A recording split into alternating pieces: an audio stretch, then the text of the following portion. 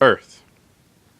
We share our planet with a vast number of species, many of which are currently endangered due to the planet's issue, climate change.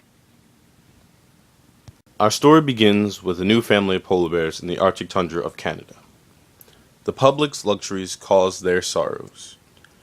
Every time you turn on the lights, watch television, or charge your electronics, it contributes to the greenhouse gases that are put into the environment. These gases get trapped in the ozone layer, so instead of leaving the Earth, they go back and warm up the planet. As a result, the polar ice caps are melting at an alarming rate. After a long winter, the mother polar bear needs to find food for her cub so they can survive. In a barren landscape like the Arctic, food is limited, and with the ice caps melting, it becomes more difficult for her to gather food. Every day that goes by without her finding food is another chance that her and her cub may starve. Our interviewer, Derek Stein, talked to Tammy Schmidt, curator of carnivores and ungulates at the Philadelphia Zoo, to see what she had to say about the polar bears. So, why is this species important to the ecosystem? In this case, why is the polar bear really important to the Arctic Circle? Why should we really care about it? Well, they're important to not only the home ranges that they come from, but they're important to all of the animals because they are an umbrella species in their environment. They're the biggest one in their area other than the beluga whale in the Hudson Bay. You know, that's the water one. This is the land animal. They are the umbrella species. So if the seals aren't being eaten by the polar bears, there are no baby polar bears being born, or they're being born and they're not sustaining and they're not healthy enough after 2 years of being with mom, they're not going to move on. The seals aren't going to be able to get to where they need to go either or haul out on the ice because the ice isn't forming. So it's a domino effect. So the bigger, it starts with the biggest one, and this is just an example, just the same as a cheetah or a lion or an Amur tiger. They're all flagship animal species or umbrella species for their environments, and we're seeing the deleterious effects from poaching and habitat destruction. Now we're adding climate change. It's going to affect everybody. It's going to affect Africa because there's not going to be a rainy season to regenerate the growth that's needed for the plants in Africa. Just because it's something's happening with the polar bears in the Arctic doesn't mean it's not going to affect every other continent. So my final question for you is, if everyone can just do one important thing that would help polar bear conservation, what would it be? What would you tell them? Recycle absolutely everything. Start there and build from there. Do that for a month, do that for 3 months or 6 months. Set goals for yourself and your family at home. So it just takes a little spark. And when you see a fellow colleague or a friend or a fellow student recycle, say, thanks, man. You just saved a polar bear. You just saved a butterfly. And you may not think so, and you may think I'm silly for saying it, but you did by doing that. Meanwhile, in South America, other creatures are becoming endangered due to climate change as well, such as Haitian frogs. The Haitian frog spends its time eating insects, especially pests like mosquitoes, which controls the mosquito population, keeping us from getting bit. We spoke to Dr. Carlos Martinez Rivera, who has been studying frogs in Ecuador and Haiti to keep the frogs from going extinct in the wild. We asked him what got him into frog conservation. I realized, so here I am, playing with frogs in places that are safe, where I can just do all these ecology questions. Yet frogs are disappearing from other areas. So that got me interested into just going full into conservation. So I started working on projects in Ecuador, trying to help people there stop the extinction wave of amphibians. Oh, great, interesting. So that kind of leads back into the next question relating to climate change.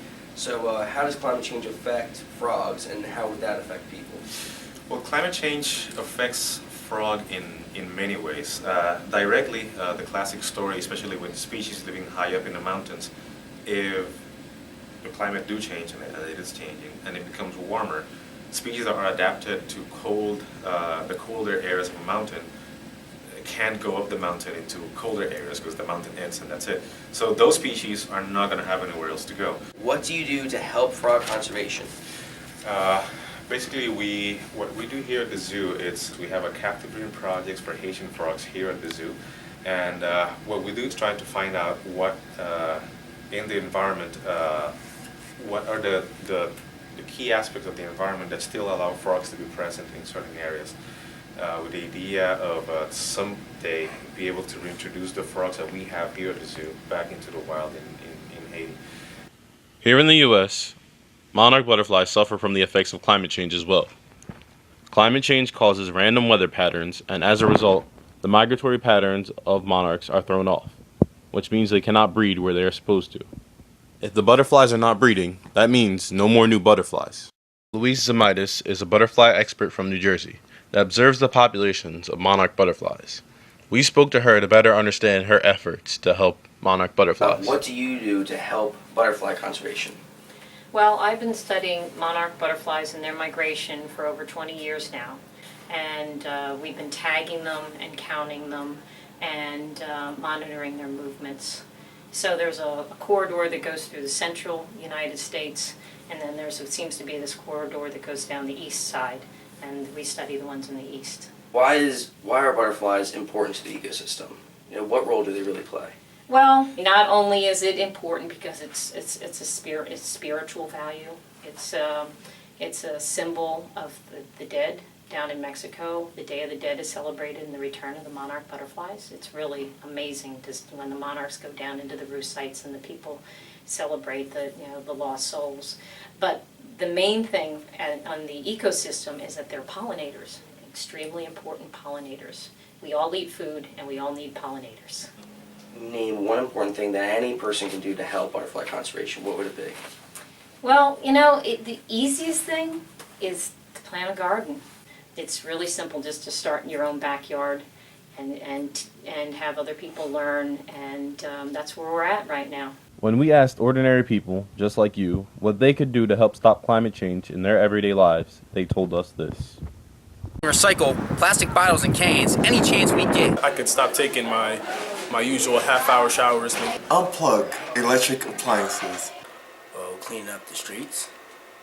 You can carry your own shopping bag. To turn off the faucet when I'm brushing my teeth. I can unplug my phone charger. Stop littering! Save an animal's life! Turn the water off when I'm brushing my teeth. Turn off water when you are no longer using it. Just recycling in general, because there's a lot of trash around here. So you see, it only takes a little bit of change in every person's life to have a big impact on the entire world. So if you get started today, we can live towards a better tomorrow.